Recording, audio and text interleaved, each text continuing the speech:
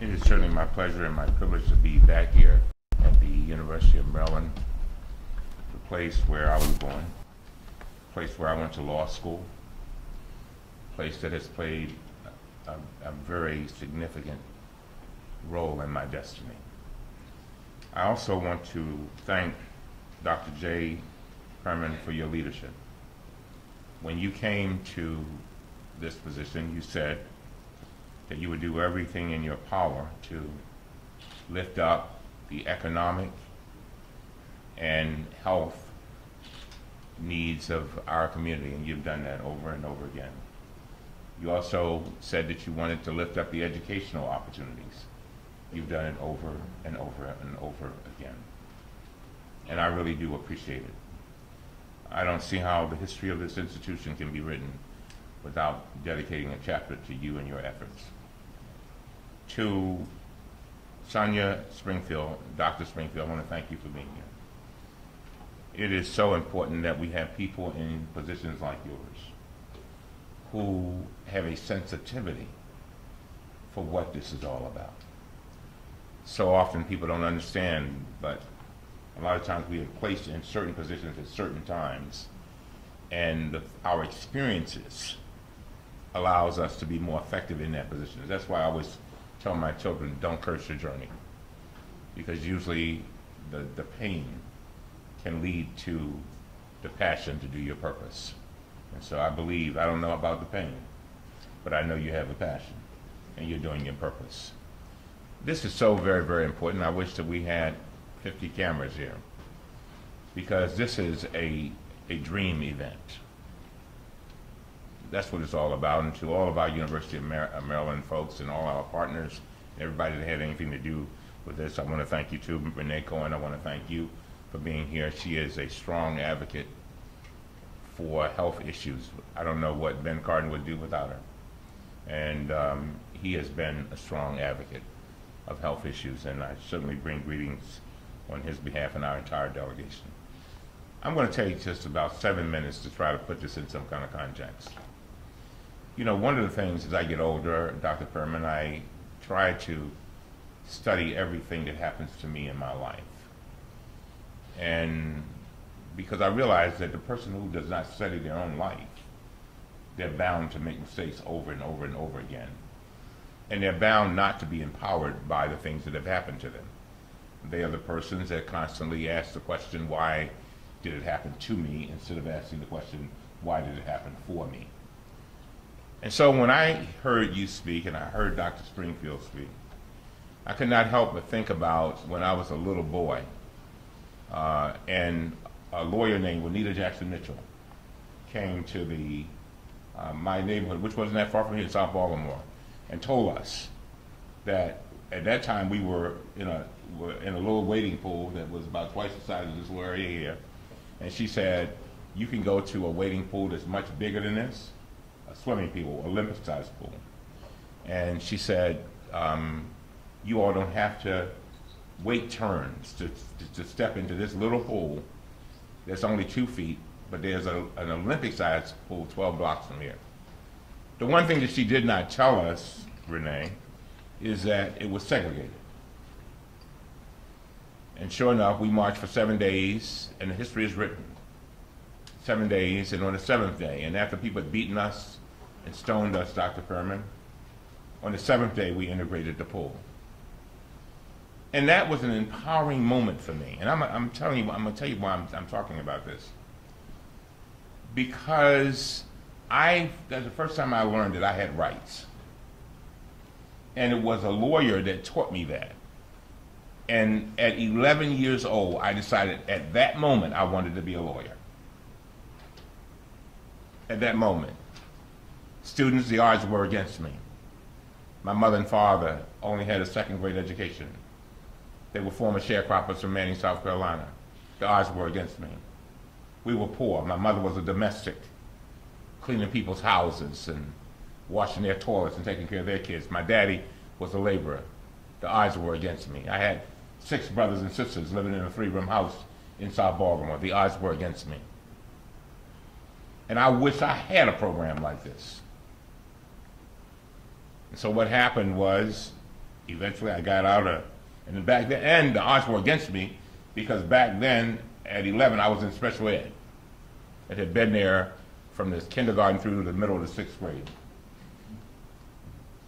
Don't forget what I told you. You do not curse your journey, because your journey can lead you to your passion, to do your purpose. And so, Dr. Perman, I know I'm going around about way of saying this, but this is about helping our children to dream.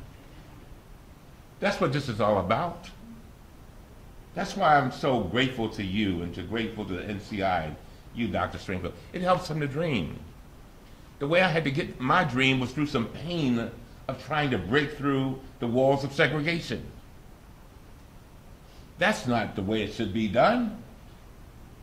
I never sat at a table as a child at Thanksgiving and saw doctors and lawyers and professionals. So I didn't have the conversations that a lot of other children might have had when they're talking to their uncle. Uncle, how is it to be, you know, a heart specialist? Or Daddy, how is it to be the principal of the school? I didn't have that.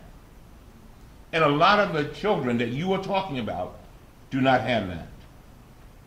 And that's why this program is so important. It gives them an opportunity to dream. And it gives them an opportunity to be around caring adults who tell them over and over again, you can do this. My father, I will never forget, when I got to Howard University, my father brought me to the door of Howard University, and these are his words. He said, now, me and your mama, we done bought you as far as we can. We done bought you as far as we can. And now I got to leave you with these people here. They tell me they're some professional people, and they know how to teach you. Now, you go in here and get an education so you can go out and be blessed, so that you can bless other people. That's all I want you to do. He said, I'll give you every dime I got, but I just want you to be blessed. What he was saying was, although he did not get very far, he wanted to make sure his children did. And so that's what this is all about. People, a lot of the parents may not even fully understand what is going on here. But Dr. Perman, you know, we have a program that we've been working on with for years. And you picked it up and ran with it, where we bring kids in the summer, Dr. Springfield, in the summer to this school, and they're mentored. High school students from Vivian Thomas. And when you hear the stories at their little graduation ceremony, you'll hear somebody say, you know, I came in and I worked with Dr. So-and-so all summer, and I really had a good time, and I was studying AIDS. And then you go and ask them, well, you know, were you interested in that? Yeah, because I had a cousin that died from AIDS. My mother's sister, she has AIDS. And now I feel like I want to do something about it. In other words, they then can dream, but they have the passion to do it. Remember what I said, pain, passion, purpose. But they don't know how to get there. They don't know how to do it, how to navigate their way. And I'm not even talking about all the forces that are against them. And young people, you know what I'm talking about, the haters.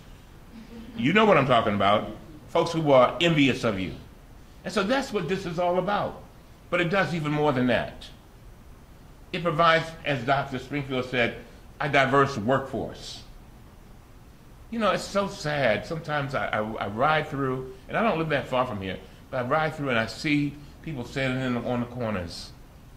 And I say, oh, he could be a surgeon, or she could be a doctor, if only given the opportunity. And given Brian the things that you do to show them the way and to hold a hand. And that's what it's all about. And so, this is an empowering moment. The other thing I like about this program, and this is so important, Dr. Perman, and you said it. You know, sometimes we do stuff and just keep doing it and doing it and doing it, and it's not even effective. So to look at what we're doing with regard to STEM and trying to figure out how we can be most effective and efficient is also very important. I tell my staff, there's only 2 words I want them to worry about: effective and efficient. Effective and efficient, so that when the day is done, when you come to the end of the day, have you achieved something? Again, my mother used to say, you should not ever have motion, commotion, emotion, and no results. There are a lot of people talk a good game. They talk a good game, young people. You know what I'm talking about. But when it comes to the results, I get tired of hearing people saying, I went to Morgan. I said, did you graduate? Did you begin something and finish it? And that's what it's all about. So, here we are on this day, $750,000, which we hope to take and leverage it so that we can get even more partnerships. But the other thing, Dr. Perman, is this. You know, you said it, you implied it, and I know you meant it. We have to be about the business of creating the model. In other words, to take what Dr. Springfield has done, to get this wonderful gift that NCI has given to us, take it and create and make it even better and more effective so that youngsters all over the country can have an opportunity to have these kinds of programs. And to the young people, I leave you with this. You know, my favorite quote is by Emerson. It simply says, do not be pushed around by your fears and your problems. Be guided by your hopes and your dreams. Do not be pushed around by your fears and your problems. Be guided by your hopes and your dreams. I have come here begging you. I would ask, but asking is too cheap. I beg you to realize that what you do in the next 10 years will determine how you live for the rest of your life. How you live for the rest of your life. It will determine what schools you go to, what schools your children go to. Will determine what kind of vacations you'll take. Will determine what kind of opportunities will be at your hand. I beg you to take advantage of opportunities that are offered to you. They are so very, very important. And so I also say that you are, our young people, you are the living messages we send to a future we will never see.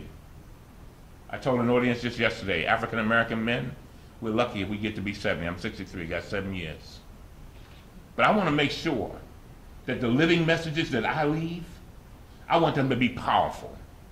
I want them to be messengers that go out there and make a difference. I want them to say that, yeah, I knew that guy, Elijah Cummings, and he cared about us, and now we care about somebody else. And he told us to go out and be blessed so that we can go out and bless other people and change the trajectory of their destiny. That's what this is about, trying to change the trajectory of a destiny. And if we do that, Dr. Perman, if we do that, if we can just do that, if we change the trajectory of somebody's destiny, then we have accomplished a lot. May God bless and thank you very much.